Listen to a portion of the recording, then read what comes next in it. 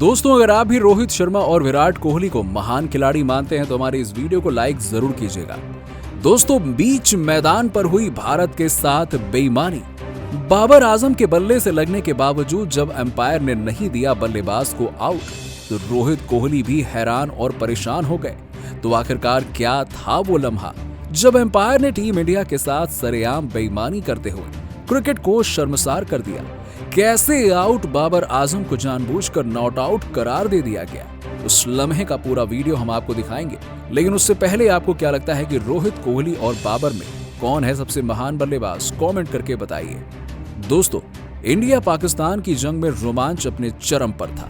Team India ने toss जीतकर पहले पाकिस्तान को बल्लेबाजी करने का न्योता दिया, तो वहीं पे पहला झटका भी बहुत जल्दी दे दिया, जिसके बाद उनके सबसे बड़े बल्लेबाज बाबर आजम को बैटिंग करने के लिए उतरना पड़ा।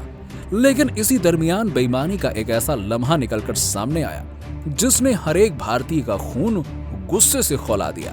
कोई अपनी आंखों पर भरोसा ही नहीं कर पाया, यहां तक कि रोहित और कोहली से लेकर गंभीर भी अपना गुस्सा काबू में नहीं रख पाए। जी हां दोस्तों, आपको बता दें कि अब्दुल्ला शफीक के विकेट के बाद बल्लेबाजी करने आए बाबर आजम, उसी दरमियान 9वां ओवर लेकर आए हार्दिक पांड्या ने 5वीं गेंद पर जोरदार बाउंसर डाली, जिस पर बाबर ने उस गेंद को छोड़ दिया।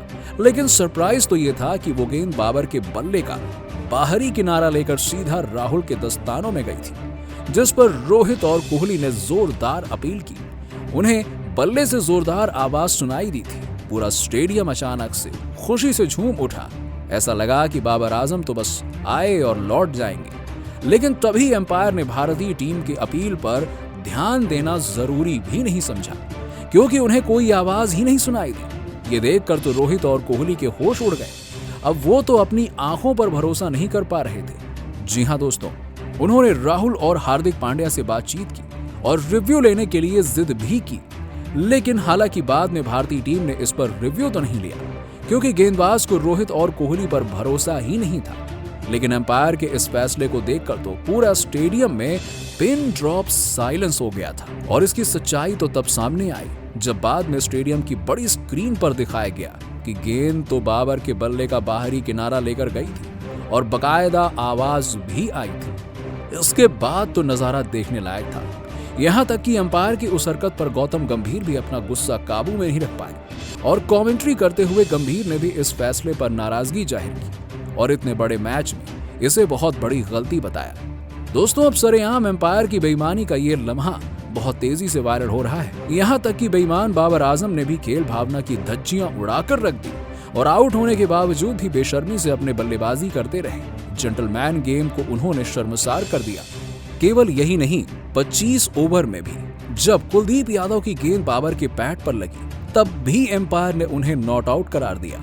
जबकि अंपायर उन्हें आउट देते तो ये बल्लेबाज पवेलियन लौट जाता। यानी कि 2 बार बाबर को अंपायर ने अपनी तरफ से गिफ्ट में जीवन दान दे दिया। ये लम्हा बहुत तेजी से वायरल हो रहा है।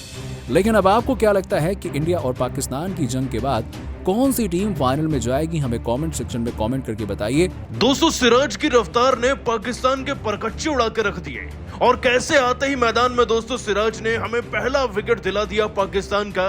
आपको इस विकेट का, इस गेंदबाजी का पूरा वीडियो दिखाएंगे, लेकिन उससे पहले आप सभी को क्या लगता है, सिराज और शमी में बेहतर कौन है? नीचे कमेंट करके हमें बताना बिल्कुल नहीं भूलिएगा।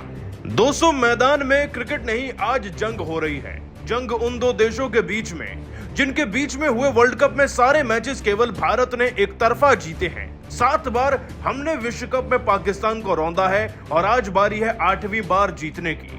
नरेंद्र मोदी स्टेडियम में दोस्तों 1 लाख दर्शक के सामने जैसे ही भारतीय क्रिकेट टीम उतरी तो मैदान का माहौल केवल नीले रंग से भरा हुआ था। हर किसी की जबान पर भारत का नाम था और भारत की जीत के सपने सबकी आंखों में। दोस्तों, रोहित ने इन्हीं दुआओं के साथ टॉस जीता। टॉस जीतकर गेंदबाजी चुनी और रोहित के फैसले से भौचक्के रह गए बाबर ने यह भी कहा कि वो भी गेंदबाजी चुनते। बस दोस्तों, मैच तो हम वहीं जीत गए थे। लेकिन उसके बाद दोस्तों थोड़ा स्ट्रगल हमें देखने को मिला हमारे गेंदबाजों को पावर प्ले में, क्योंकि पावर प्ले में अगर विकेट्स मिल जाए ना तो किसी भी टीम की कमर तोड़ना बहुत आसान हो जाता है। लेकिन इससे पहले कि हम पाकिस्तान की टीम की दुखती रग पकड़ पाते ये टीम पावर प्ले के 5-6 ओवर सरवाइव कर गई थी और वो भी काफी अच्छे तरीके से। हमें स्कोरबोर्ड पर 230-40 रन दिख रहे थे और जैसा कि हमने आपको बताया, पावर प्ले में विकेट ना मिले तो दूसरी टीम हावी हो सकती है। लेकिन दोस्तों, इससे पहले कि पावर प्ले का अंत होता, जाते जाते सिराज पहला तोहफा भारत को दिला ही गए। दोस्तों, 8वें ओवर की बात है। सिराज के सामने शफीक थे और शफीक इस बार के टूर्नामेंट में तबाही मचा रहे हैं, लेकिन अब्दुल्ला शफीक की एक न चली सिराज के आगे। कहने को तो दोस्तों ये खिलाड़ी 24 गेंदों में 20 रन लगा चुका था, 3 चौके जड़ चुका था, एक प्रॉपर वनडे इनिंग्स ये खेल रहे थे। लेकिन तब तक जब तक केवल सिराज इनके सामने नहीं आए। आपको बता दें, 8वें ओवर की आखिरी गेंद की बात है। इस ओवर में भी दोस्तों सरवाइव करते हुए शफीक और इमाम ने ओवर ऑलमोस्ट निकाल दिया था, लेकिन ओवर की आखिरी गेंद पर कुछ ऐसा हुआ जिसकी भारत को सख्त जरूरत थी।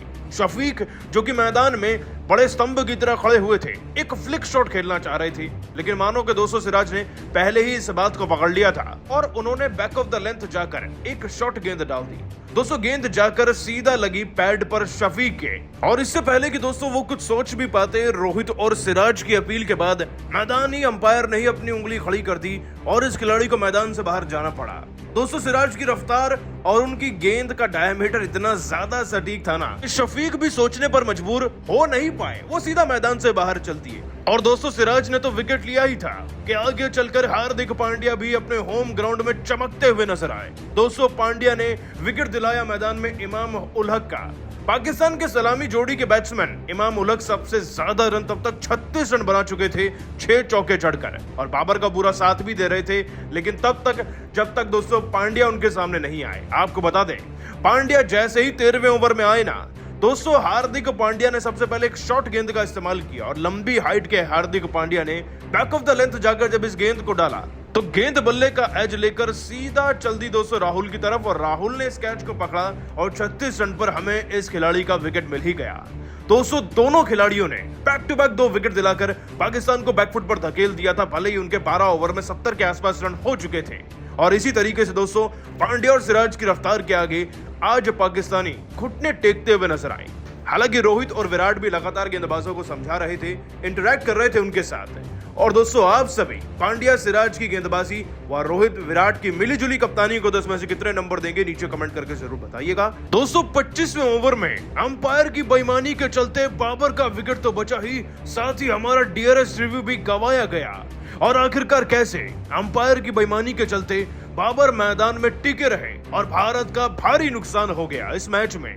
आपको अंपायर की बेईमानी का पूरा वीडियो दिखाते हैं, लेकिन उससे पहले आप सभी को क्या लगता है, भाई अंपायर ने वाकई में गलत फैसला लिया था या सही? नीचे कमेंट करके बताना बिल्कुल नहीं भूलिएगा। दोस्तों, नरेंद्र मोदी स्टेडियम आज मैदान जंग बना हुआ है। कहने को तो वैसे पूरा स्टेडियम नीले रंग से भरा हुआ था, लेकिन पाकिस्तान की टीम को हारता हुआ देखने के लिए हर कोई बेताब था। भारत में इतने सालों बाद मुकाबला जो हो रहा था, दोस्तों मुकाबला शुरू हुआ, टॉस हम जीते और 8-0 करने के लिए ना हमारी शुरुआत बहुत ज्यादा तगड़ी भी रही, क्योंकि हमारे गेंदबाजों ने ज्यादा तेज बना रहे पाकिस्तानी बल्लेबाजों को शुरुआती दौर में निपटा दिया था। हालांकि फिर भी 12वें ओवर तक ये टीम जो है वो लगभग 100 के आसपास पहुंच गई थी। सिराज ने जहां शफीक को आउट किया सबसे पहले 20 रन पर, तो इसके बाद हार्दिक पांड्या ने इमाम उल हक का विकेट लिया था। लेकिन 2 खिलाड़ी ऐसे थे जो जोंक की तरह भारतीय क्रिकेट टीम के सीने पर चिपक गए थे। दोस्तों, बात करें बाबर आजम और रिजवान की, और ये तो ऐसी जोड़ी है जिन्होंने गेंदें भी सेम खेली, रन भी सेम लगाए और बाउंड्री भी। 49 गेंदें खेलकर 5-5 चौके लगाकर ये खिलाड़ी 37 और 37 रन पर खेल रहे थे, मतलब कि भरपूर तरीके से सेट हो गए थे। और इनमें से एक का विकेट तो भारत को चाहिए था। तभी दोस्तों रोहित ने अपने तुरुप के इक्के को बुलाया। हम बात कर रहे हैं कुलदीप यादव की। कुलदीप ने दोस्तों कुछ खास गेंदबाजी नहीं करी थी और 25वें ओवर में उनकी टर्न का इस्तेमाल करने के लिए रोहित उन्हें लेकर आते हैं, और ये पैंतरा सही भी साबित होता है। लेकिन कमबख्त अंपायर हमारे खिलाफ हो जाते हैं और उनकी बेईमानी हम पर भारी पड़ जाती है। दोस्तों, इस ओवर की तीसरी गेंद को कुलदीप यादव इतने सटीक ढंग से डालते हैं ना कि बाबर भी चकमा खा जाते हैं। उनकी टर्निंग गेंद जाकर ना पैड के निचले हिस्से पर लगती है। अंपायर लेकिन टच से मस नहीं होते, हमारे खिलाड़ी भारी अपील भी करते हैं, जिसके बाद दोस्तों रोहित, केएल राहुल और कुलदीप यादव के बीच में एक भारी डिस्कशन होता है और यही नतीजा निकलता है कि सभी खिलाड़ियों की सहमति के बाद रोहित शर्मा डीआरएस के अंतिम क्षणों में इसको डीआरएस लेने की मांग कर देते हैं। यानी कि लास्ट के 2 सेकंड बचे थे और रोहित डीआरएस लेते हैं बड़े दिल के साथ। लेकिन दोस्तों बड़ी स्क्रीन पर जब बार बार इसे रिवाइंड करके दिखाया जाता है तो ये तो पता लग जाता है कि गेंद पैड पर लगी है, लेकिन फैसला इतना ज्यादा क्लोज कॉल का होता है ना कि दोस्तों इसे अंपायर्स कॉल ही दिया जाता है, और अंपायर साहब ने तो नॉट आउट दे रखा था। और ऐसे क्लोज कॉल के फैसले में अंपायर को ज्यादा फेवर गेंदबाज का करना चाहिए, क्योंकि जब आप कंफ्यूज हैं तो एटलीस्ट गेंदबाज ने जिसने सटीक गेंदबाजी करी है उसके फेवर में तो फैसला जाना ही चाहिए। लेकिन अंपायर की एक गलती भारत पर इतनी भारी पड़ी कि बाबर का विकेट बच गया, और फिर दोस्तों वो आगे चलकर रन बनाते चले ही गए। इसी तरीके से दोस्तों बाबर ने आगे फिर अपने 50 तक काफी चौके छक्के भी जड़ दिए थे। तो देखा आपने अंपायर की एक बेईमानी किस तरीके से भारत पर भारी पड़ गई, ऊपर से हमने रिव्यू भी करवा दिया। अंपायर की हरकत पर रोहित कोहली भयंकर गुस्सा हो रहे थे। वैसे आप सभी को क्या लगता है, अंपायर ने बेईमानी की या नहीं? नीचे कमेंट जरूर कीजिएगा और सब्सक्राइब कीजिए हमारे चैनल को। धन्यवाद।